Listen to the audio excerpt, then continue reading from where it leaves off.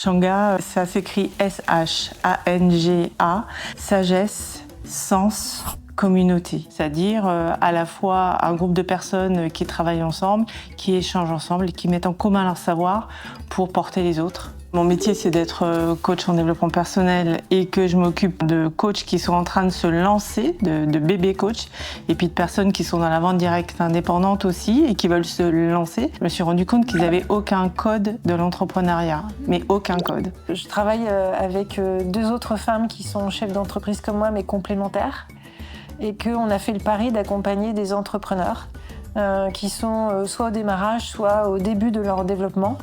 Et qu'en fait, on leur met à leur service nos 3 expériences qui sont très complémentaires.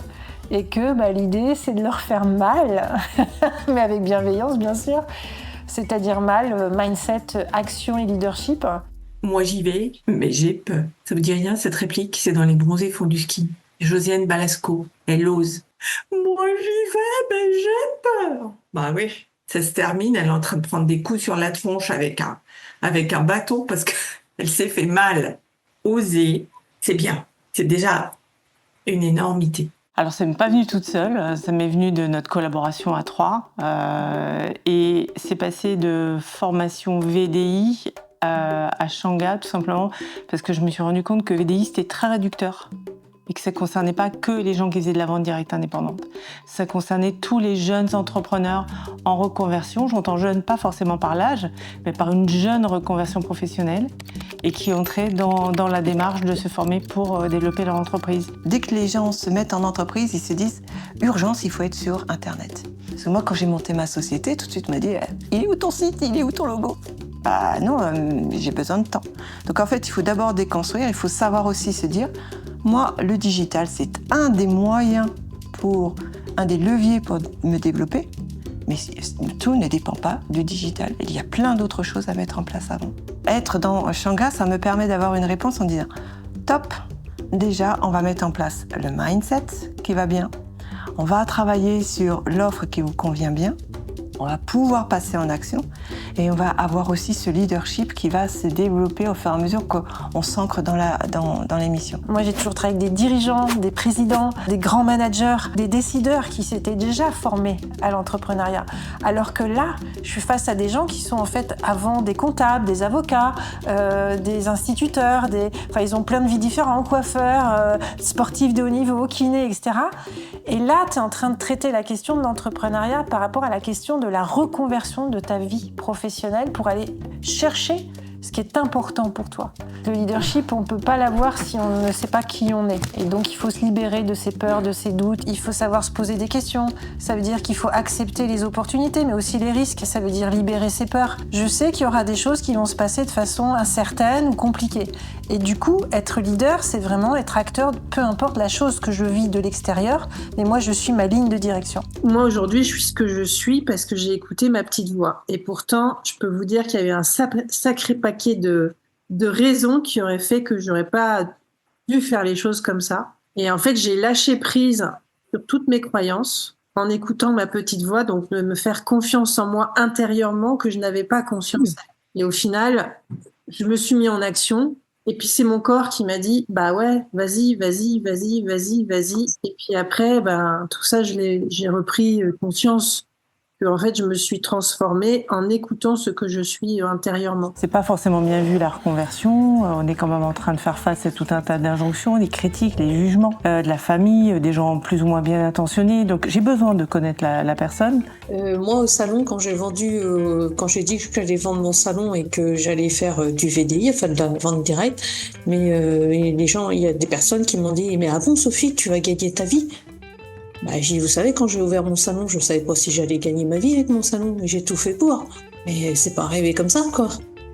Mais en fait, quand il te dit, mais tu vas gagner ta vie, Sophie, c'est la peur c'est par ricochet, ils ont peur que tu gagnes pas assez d'argent, mais eux, ils disent, oh, si j'étais dans cette situation-là, moi, je ferais jamais ça. Parce que j'ai trop peur de pas gagner d'argent. Donc, c'est leur propre peur qui projette sur toi. Les personnes se cherchent. Et donc, il y a toute une phase avant où il va falloir que je pose les questions de positionnement. Il faut savoir que quand moi je commence à travailler avec un client pour la mise en place d'action concrète, que ce soit digital ou pas, mais bon, on est vraiment dans l'action, eh bien j'ai besoin d'avoir des réponses à des questions très précises. C'est quoi ton offre ? Pour qui ? Pourquoi tu veux faire cette offre ? Qu'est-ce que tu veux générer comme chiffre d'affaires pour en vivre ? Parlons un peu chiffres. Alors je sais que nous n'aimons pas parler chiffres. Pourtant, le chiffre, c'est la clé de beaucoup de choses. Quel est votre chiffre d'affaires mensuel ? Pourquoi ? Parce que c'est quand même un critère important. Je vais demander quelles sont vos charges. Quand je sens que y a pas de réponse à tout ça, en disant je sais pas, peut-être que j'ai tel programme, je me dis ok, les bases, elles ne sont pas là. Il faut d'abord aller dans Fondation pour mettre les bases, mettre les mots, et là on va pouvoir après passer à l'action. La différence entre fondation et expansion, c'est qu'en fait, quand tu es dans cette phase où tu sors de l'idéation et que tu es entre le concept et que tu veux commencer à tester ton marché, tu es en train de chercher les informations qui disent ok, ça match entre l'offre et le client. Et ça, c'est ce qu'on appelle se mettre le pied à l'étrier. Et expansion, c'est véritablement la manière de réussir à développer le chiffre d'affaires de façon pérenne. Quand ils passent dans expansion, ils ont compris qu'ils sont assez. Ils ont compris qu'ils ont des dons naturels, ils ont compris qu'ils vont pouvoir s'en servir.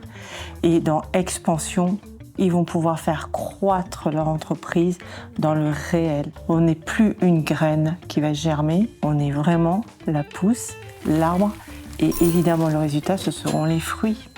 Ce sera l'argent généré par cette entreprise qui va s'expandre et se développer. Je vous donne des choses qui sont quelquefois un petit peu idéalisées, mais le but est de vous amener à concrétiser, c'est-à-dire connecter avec de futurs clients, de futurs prospects et avoir les résultats de cette connexion qui vont d'abord être l'argent que vous allez en retirer puisque vous êtes tout entrepreneur, puis ensuite ce que vous allez en faire. J'ai un critère très simple quand j'ai mon audit, c'est parlez-moi de votre offre.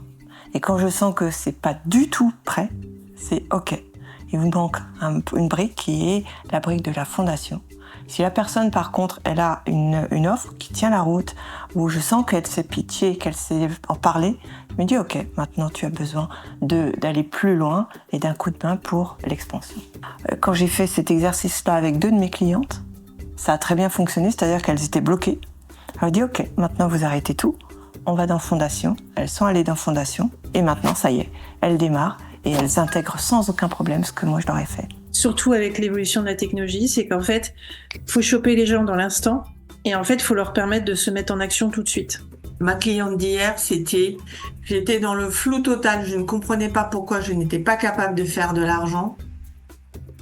Au bout d'1 heure, elle a compris qu'elle est en train de copier un modèle qui n'est pas le sien et c'est simplement lié à une histoire avec sa mère, un vieux bazar.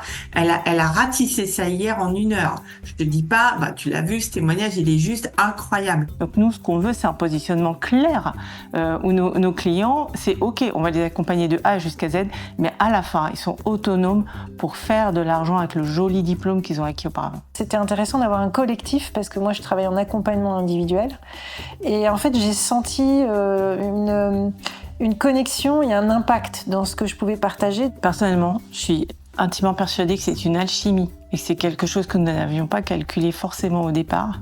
Mais c'est 3 expertises qui sont venues comme un atome s'agglomérer. On a appelé ça d'ailleurs une formation et qui est destinée à servir les nouveaux entrepreneurs.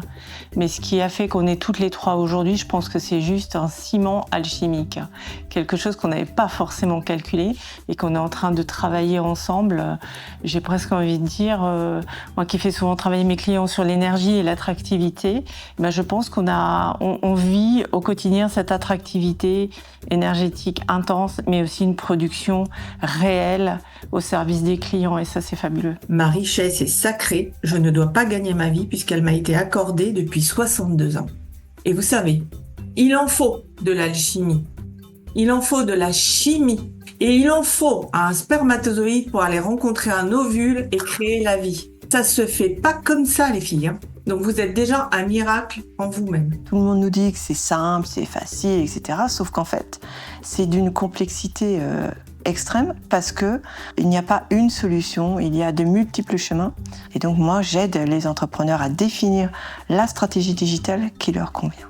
Et je sais qu'avec Shanga, je sens qu'il n'y a pas de limite. C'est un mouvement, c'est une philosophie, c'est quelque chose voilà, que j'ai à cœur de voir grandir. Et j'y crois vraiment à fond. C'est une conviction.